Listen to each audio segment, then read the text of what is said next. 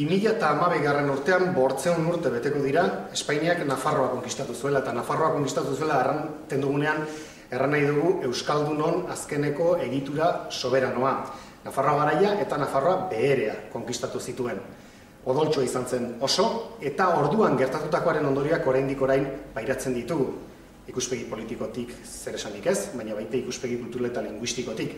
Azken finean, konkistaren ondotik kolonizazio erabatekoa izan zen, Nafarroa garaian, eta Nafarroa behereak bere independentziari utzi baldin bazion ere Biarnorekin batera, Nafarroako erregeen babespean, nolabaiteko babespean, izan ere erregean babesten dute bereziki bere interesatzen zaiena, baina derraigun horrela izan zela, Nafarroa garaiak ordea Espainiaren menpe segituko zuen gaur egun arte.